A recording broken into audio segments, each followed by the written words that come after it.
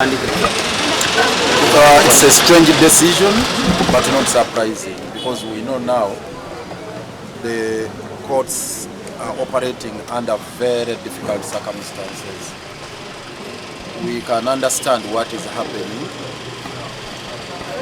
with the judiciary and all the institutions of government, because now the orders General Kaguta Museveni and the statements he has been issuing are reverberating everywhere. General Museveni and his son, all the statements they have been made, all the statements they have been making,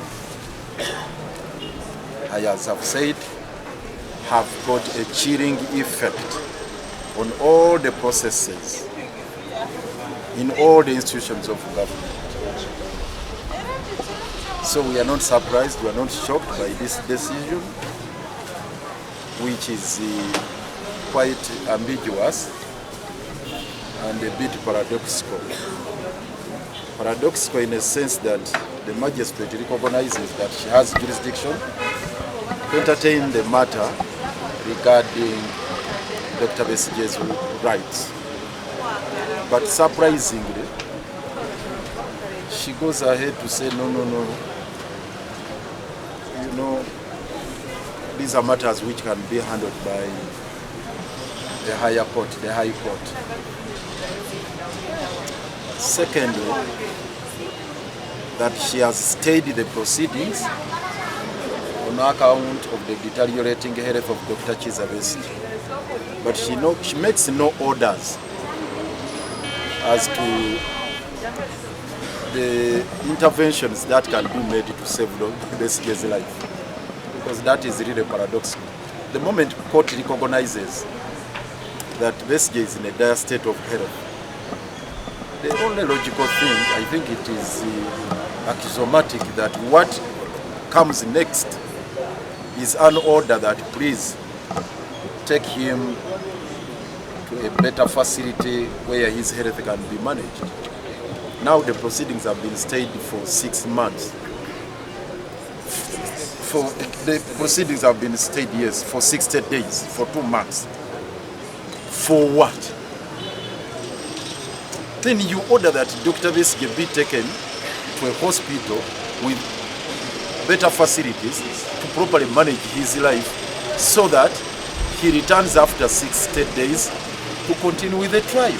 She has said that Besigye is actually in a situation where he cannot stand the trial because of the poor health, that he can't stand the trial. What intervention have you made? What remedy have you offered? So 60 days to go to then to do what? Then again, paradoxical in the sense that she has extended the bail for Dr. Besigye, well knowing that he cannot enjoy the benefit of the bail. She knows that. And it is really disturbing to us that she distanced herself from interrogating the issues regarding his non-appearance today. Because there was an order. The last time we appeared here, the order was very clear. Prisons authorities are hereby commanded to produce Dr. Besigye today, the 20th of February, Feruri. We come here this morning, all signs are very clear that Besigye is not going to be brought. And indeed, we enter court, some prison warder shows up, the question is put to her, please, is Dr. Besigye around? No. And the magistrate does not inquire as to why Besigye is not brought here. He said, maybe I'll try to find out later and see why he is not here. That is really shocking. But finally, the fact that she would not draw the nexus between this matter and the violation of Dr. Besigye's rights. Because that's one aspect which really surprised us. That the violations we are talking about did not happen in this case, and did not happen within our area of jurisdiction. That's rather shocking. At least on that one, she should have been bold enough to say, yes, this honorable court takes cognizance of the fact that Dr. Besigye cannot enjoy the benefit of the orders that were given by this honorable court to admit him to bail, because he was granted bail and his liberty is curtailed unjustifiably and unlawfully.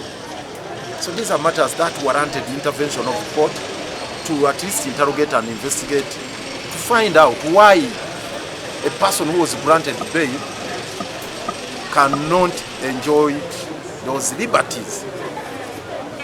And she couldn't say anything about that. And you simply extend bail to somebody whom you know that he's before court, he's incarcerated somewhere else, that bail is extended. Isn't this court bothered about making illusory orders? You have what we call nugatory orders, an order which has got no legal effect, because now the question of bail, how is he going to enjoy it? So it has been rendered nugatory. But as I said on the outset, we know they are no longer in charge of all these processes. It's the same situation that happened before Justice Kiiza yesterday. What has happened here is a trend. Now that actually even in the Parliament, the caucus has been summoned to begin amending the law. So we know General Museveni and his family are in control of the process, and all these other agencies and institutions of government are just waiting for marching orders. They are just being frog marched and stampeded. So I think the courts are waiting for further orders. Parliament is also waiting for orders from General Museveni, just like any other agencies. That is the absurd situation we find ourselves in as a country. But we shall not tire from fighting for justice to prevail, for the rule of law, and for the Constitution to have, significance. We are going to continue with this fight, and again we are going back to the drawing board to chart a new course, because we know once one door closes, of course we have to open another. Yesterday, High Court, they told us to write to them today to ask for a date when they will be giving us the ruling. We are going back to Justice Kiiza and knock at his door and ask him, please, when are you delivering the ruling? You told us today you will be telling us that the ruling will be delivered on such and such a day, and maybe indicated that it will not be beyond the 25th. Okay, fine. Between now and 25th, what's going to happen to Dr. Besigye's life? Between now and 25th, how about the liberties he's supposed to enjoy and so on and so forth? So we are going to knock at the other doors. So we are going to explore other options within the law. We are not going to give up. The fight is on. Thank you. Embeera ebadde omwena mugirabye. Etunyize naye tetwewunyisiza. Ekisooka kwe kuba nti Dr. Besigye tebamuliisi, ate ne tusaba omulamuzi ne tumugamba nti munnange babuuze lwaki tali wano. Era omulaba naye talaba nti kyangu nnyo okubabuuza, era atuuse n'okuwolereza omukyala azaawo, waliwo omukyala azaawo wa prisons n'amugamba Dr. Besigye wandaga ataliiwo, tatawanye mubuuza nti lwaki taliiwo. Agamba waayi sijja kgenda yeeyo mukazi wadde, era omulabye agaye mukazi wadde naye tamanyi. Ebyo byokulansiwa apa birala bonna bali mu prison, mbundi yeemu soyinza kujja wano ng'oleeseba ku suspects nga tomanyi kikwata kigenda mu maaso. So naye atuuse n'okuwolereza wa prisons n'agamba nti mukazi wadde mumusaasire naye tamanyi. N'atugamba nti ajja gezaako okubuuliriza naye bibadde byakutugumyagumya kuba ate onobuuliriza ate bigasa ki. So ne tusaba nti kale abeeko bw'abakangavvula, kubanga bw'obwa ekiragiro kya kooti nti Dr. Besigye mumukomyewo wano nga 2 olwaleero awulire rulingi ye, ne batamuleeta ne batawa na nsonga. Kooti eteekeddwa bakangavvula. Ennaku zino kooti zifulumya contempt of court orders ne baba tuliyo nga gye bawadde Ssemakadde n'abalala n'abamakomera baali bataddeko ku contempt of court ne babagamba beesibe ebbo bennyini tebagituwaddeko tebakomye ku ekyo. Omulamuzi n'agamba nti mpulira waliyo emmata eri mu high court eyo gambye awulira n'olw'ensonga eyo ye tajja kgenda maaso kubanga wayinza okubeerawo parallel decisions oba decisions ezikontana. Ni ffe bye twamusaba wano byanjawulo ku byasabiddwa eri yadde ekigendererwa kyakuta Dr. Besigye naye amateeka agawawo obuyinza ganjawulo. Waliwo era ffe twaconcentratinga ku mateeka agawa obuyinza kooti eno tetwasaba habeas corpus wano. Wano tuli ku enforcement of rights era naye akikkiriza nti magistrate court eweebwa obuyinza okubanga omuntu yenna anyigiriziddwa eddembe lye ateekeddwa alina eddembe okujja n'asaba akikkiriza nti obuyinza obwo kooti ebulina naye neyekwasa ekyokugamba nti tuwulira waliyo ebikyali mu high court eyo katubirekere high court yeba ebiwuliriza. Kakati ekyo kyabulabe olw'ensonga nti gwe bw'oba olina obuyinza bwo kola ekikyo mu mateeka kyolinako obuyinza. Ekirala ekitwewunyisizza maybe kwe kuba nti akkiriza n'agamba nti Dr. Besigye mulwadde era tasobola kujja wano mu kooti n'agenda mu maaso na musango n'aguyimiriza okumala ennaku 6 naye bw'omala okukkiriza nti omuntu mulwadde muyi tasobola na kulinnya mu kaguli kugenda mu maaso nakuwulira musango era kooti eguyimiriza n'olw'ensonga eyo obaako ebiragiro by'owa okutaasa obulamu bw'omuntu oyo talina kiragiro kyonna kyawadde kubanga yaligambye waakiri twaligambye nti zifudde dda na lusogo waakiri yaligambye nti n'olw'ensonga eyo ndagidde ng'omulamuzi mumutwale mu ddwaliro eririna obusobozi limujjanjabe bw'anaamala okuwona n'abeera stable bulungi akomewaako wawera ennembe n'emisango. Naye agambye bugambi nti nguyimirizaamu okumala ennaku 6 nga bwe tulinda tulabe endowooza simanyi oba nga kyekiriwaawo ko teyinza kutuula butuuzi. So ekyo nakyo kitunyize nnyo era kitwewunyisiza nti at least akakatono teyalitidde mwami Yoweri Museveni ako yalikawadde kubanga ebirala byonna tukkiriza nti bibayinze naye ekyo ekitono ennyo ekyoga nti ono mu mutwalo afune obujjanjabi ekyo tekyali mulemye kuwa. N'ekisembayo kwe kuba nti aganye nti bail eri extended kadi bail eri extended ogyongeddeyo ng'ate okimanyi nti omuntu musibe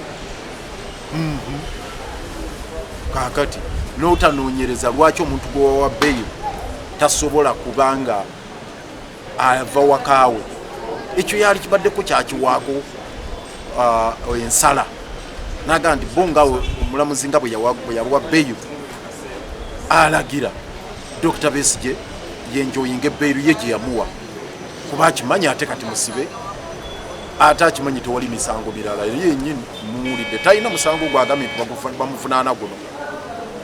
Kakati naye mu kubigattagatta byonna ne kooti tugisaasira ne mukyala Siena Bambi naye tumusaasira. Mukyala Nanca naye tumusaasira era tumusabira tumanye entebe gyatuddemu awo eyokya. Eggwanga kati liri mikono gya General Yoweri Kaguta Museveni ne mutabani we maybe ne muganda we bebalagira kati balagidde high court mwalabye ebyabaddeyo jjo balagidde parliament caucus mbwetule mangu bakubirire baleete ekiteeka ekikomyawo general court martial era essaawa yonna ndowooza parliament yafunye gye bayita frog marching.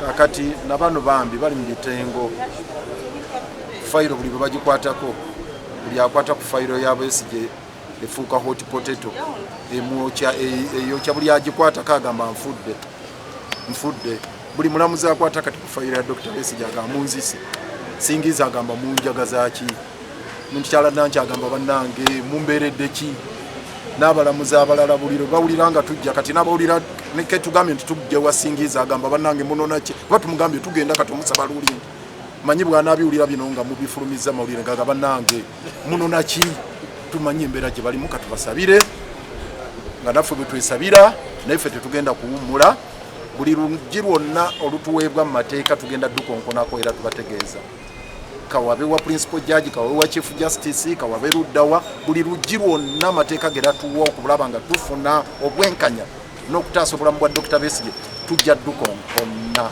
munaagaana Bagaanye okutuwuliriza oba okutugulira naye tugenda dukonkona nawano tugenda kudda mukyala Nankya tukomawo n'abalala tugenda kujja olutalo luffe lukyagenda maaso okutuusa nga Dr. Besigye avudde mu kkomera ate ng'afunye obwenkanya mwebale nnyo mwebalire ddala. Freedom for all. All for freedom. All for freedom. Freedom for all. Tujja kuzikiza.